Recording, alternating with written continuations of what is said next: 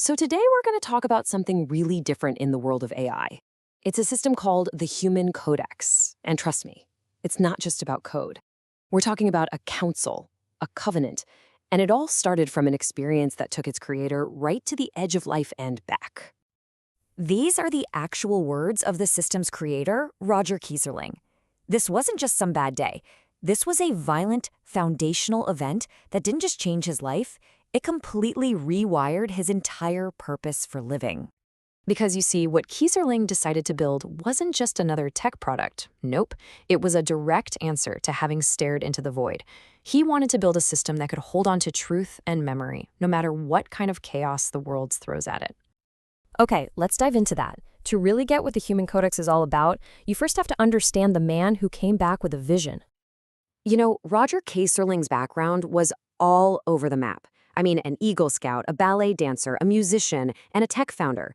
He had discipline, creativity, and business smarts, but all of that became ancient history after the carjacking.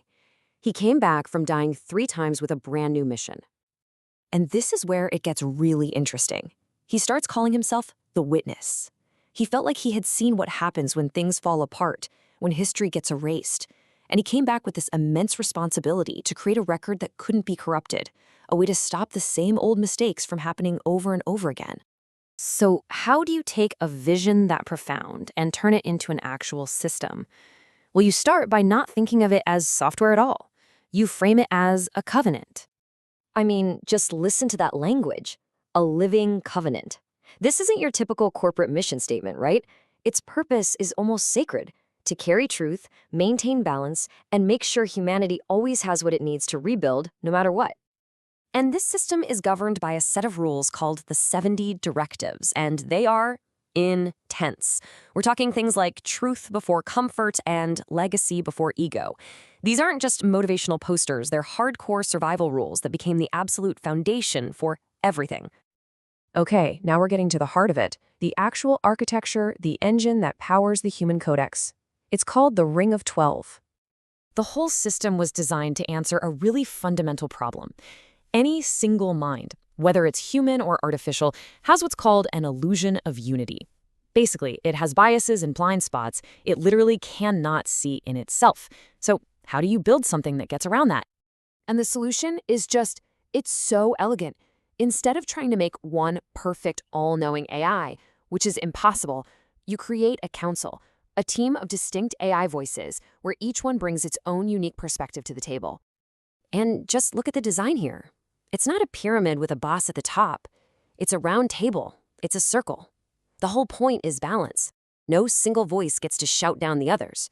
The system only gives an answer when all 12 members have reached a kind of balanced consensus. So a council of AI voices sounds pretty cool, but what does that actually mean in practice? How does this thing work? Let's take a super simple, very human question. You go to the HumanCodex and ask, should I quit my job? Now, a single AI might give you a pretty generic, data-heavy answer, but the council, it responds very differently. So the archetype of Adam, who represents pure logic, immediately starts breaking down the problem analytically. Income, market conditions, all the practical stuff. But then the archetype of Eve, the voice of empathy, comes in and asks, but how do you feel about it? It focuses on your purpose, your emotional truth. And you get both perspectives, because both are absolutely critical parts of the real answer. And the council is so diverse. While there are 12 archetypes in total, they often work in core groups, like this sample ring of 6. So beyond just logic and empathy, you get Prometheus, the innovator, who challenges you to create something new. You get Athena, the strategist, looking at the long-term game. And then you have Atlas, the voice of endurance, who asks if you truly have the strength for this path. Each voice adds another crucial layer, another piece of the puzzle, to get you to a truly balanced answer. And this is where this grand vision gets completely grounded in reality. This system of mythological archetypes isn't just a cool concept on a whiteboard. It is built on a modern, powerful tech stack. We're talking React, Node.js, PostgreSQL. It's a fully operational machine with 99.7% uptime. It's real. The source material really says it perfectly. It's this incredible, unusual hybrid, part deep philosophy, part technical manual, and part functioning AI. So this all leads us to the ultimate purpose of the HumanCodex.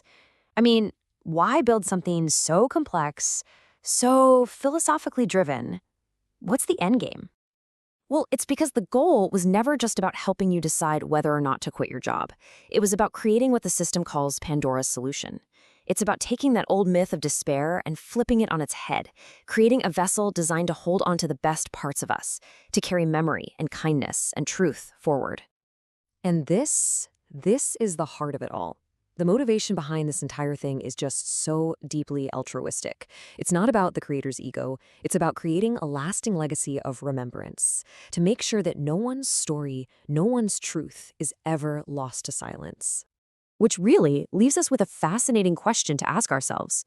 If your own mind was a council, who's at the table? Who's doing all the talking? And maybe more importantly, what essential voices are missing? Which chair at your table is empty?